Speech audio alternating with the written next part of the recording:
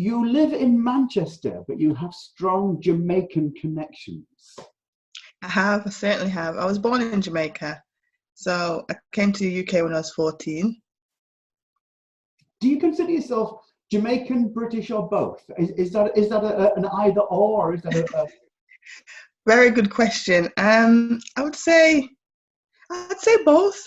I'd say both. Mhm. Yeah, because I've spent longer here than what I've spent in Jamaica, so I'd say more British than now. But the charming part of me would say, surely not. As you can see, the beach behind me and everything, I'm just there. Yeah, I know. Can you remember what schooling was like in Jamaica when you were a child? Very much so, yeah, because I think that's where a lot of my struggle started in school age. So the problems that I was coming up against was I didn't understand the things that they were teaching me, and it took me long to understand things on the board that were trying to show me. So yeah, that's when it all started, really. Was it kind of a traditional teaching methodology back then, or? Yes, it was. It was as normal as in the UK, and I think it was a lot more based on the culture that we have out there as well. So could you explain what you mean by based on the culture that you have out there? So our history and our geography would be based on the way we were brought up in Jamaica, the histories of Jamaica as well, and the settlement and all of that taken, the food, everything was a bit different in that way. What language was this all conducted in? It's English, but it's just broken English. Mm-hmm. So it's called Patois. We call it Patois. However, it's just English, but certain things are broken down differently. I think it's a lot more simplified, I think. Yeah, but when you speak Patois, it's as you say, it's kind of a simplified English. Do you write classical English back then? So how did that work? Yeah. The written English and a spoken English, which were kind of different things. Yeah, so whatever we were writing would be in normal English, like in school and everything. However, when we spoke, certain words would just be simplified in a different way. It would sound a little bit different as well in some words, not all of them. You can always hear that English sort of background to it. However, it just, if you don't really understand it, you won't know because you've not been privy to it. So yeah, certain things like, like someone say, for example, what's happening? We would say wagwan, which is just a little broken down part of it.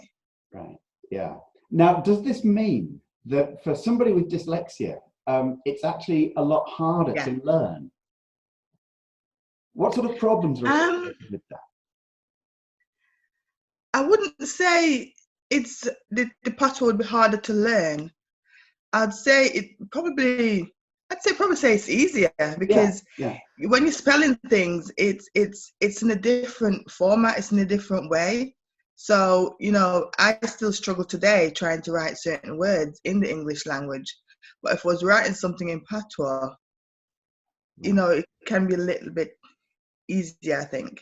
So if I can turn my own question round to make it a better question, if you're speaking patois, as somebody with dyslexia, is it harder to translate that into the written English?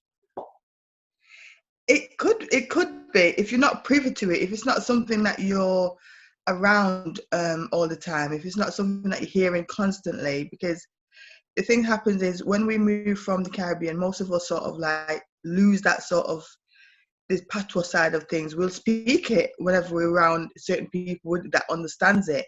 However, it's not something that would just go straight into. So it can be a little bit difficult for someone who's not used to it. I was watching an interview with somebody who comes from Jamaica a few days ago, and he was talking about the poverty that he experienced there. Was that simply, he might have been talking about his own situation, or is there generally a widespread poverty in Jamaica? There is, in certain areas. I mean, just like with the UK, where you have certain areas, there's a lot of people are sleeping on the streets. So people are begging here as well. It's the same sort of thing where you have certain areas where there is poverty, and especially in the rural areas, because you have quite a lot of cities in Jamaica, Kingston and all the other parishes. However, in the very rural areas, you will find poverty, like with everywhere else, really. And this Yeah. poverty, does this go hand in hand with maybe poorer schooling? Do you get better schools in the richer areas? Well, funny enough, the schooling in Jamaica is actually better than the one in the UK, because whenever a child immigrates from the UK to go to Jamaica, they are behind, believe it or not.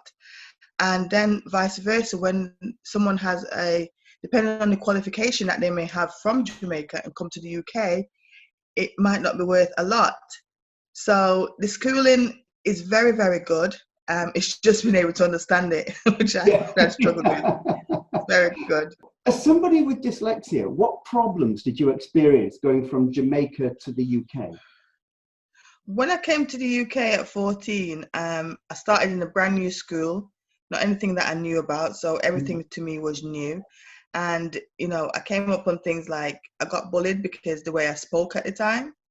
So it was very different for me, and the experience that I had then, and also understanding what they were trying to teach me coming from the Caribbean and learning about history and the coal mine and all of that. I just couldn't get my head around it. So it was a transition from Jamaica to come here.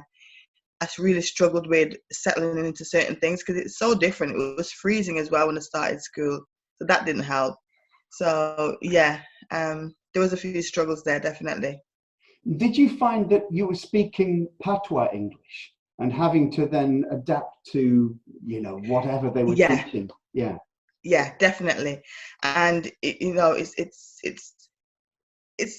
learning it's like you're learning a whole new way, because in Jamaica, obviously we weren't speaking broken English like that. So coming here and speaking the Queen's English was a bit different, really was. Yeah. And I think that's where the bullying came into it, was the case of I was different. They hadn't heard anything like that anyone speaking like that before. So they get me to repeat certain things and then just laugh at it for the sake of laughing it.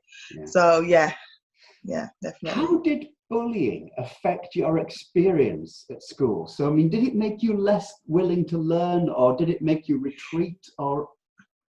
Totally shut me down. I lost a lot of confidence during that time.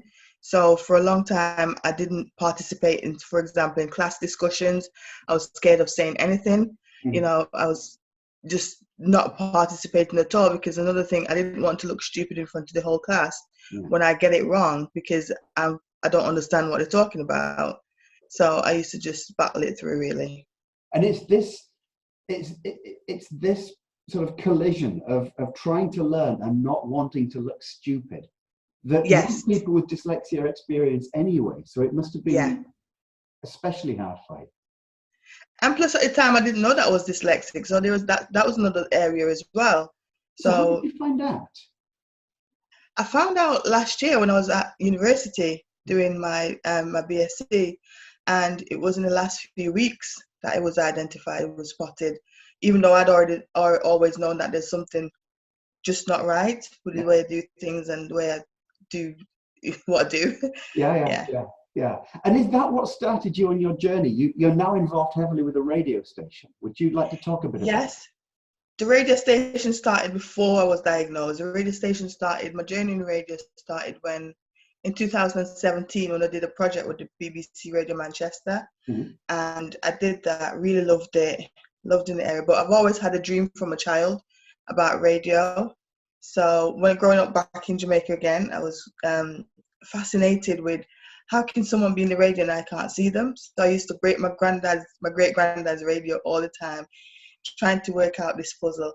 So I always thought one day I want to be that voice. And so it's one of those where if you have that dream, don't give up on it, because it can happen. So following that now, I did the project with BBC, loved it, and then got an opportunity to go on somebody else's show. They invited me to, it sort of encouraged me really to ask for my own show and started my own show. So that's how it came about.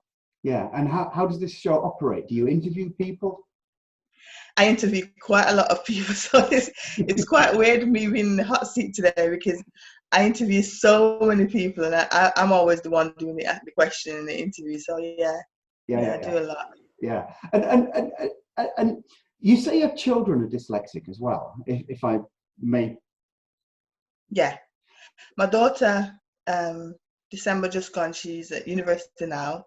So she failed, well, not failed, but she slipped through school, slipped through college, did brilliantly in college, did brilliant in school. And it was only when I got diagnosed and I sort of kind of knew what to look out for, because I'm also dyslexic. So when I noticed that certain things with her, and then she got diagnosed last December with dyspraxia. Yeah. I'd like to finish off with a question that always interests me. You've experienced learning in different contexts, as a schoolgirl in Jamaica, as a schoolgirl in Manchester, I believe, and as a university student. As somebody who never knew you were dyslexic until quite late, what do you wish your teachers had known about learning and learning styles? I wish they knew that I was dyslexic. I wish someone spotted it, because I feel a level of resentment that I've slipped through school, I've slipped through college, and my workplace as well. Went into local government and I worked there for 12 years and nothing was spotted. So I do feel like if they had noticed, and that is my mission now, because I have to look out for my own children who are coming up. And it's important for school to identify this from a very, very young age, to provide that support and to avoid that person going through all that stress, the trauma of not knowing what's going on, the frustration as well. So yeah, definitely the onus have to go on school development from an early age. And this is about teacher awareness, teacher training, and the teachers. Yeah, definitely.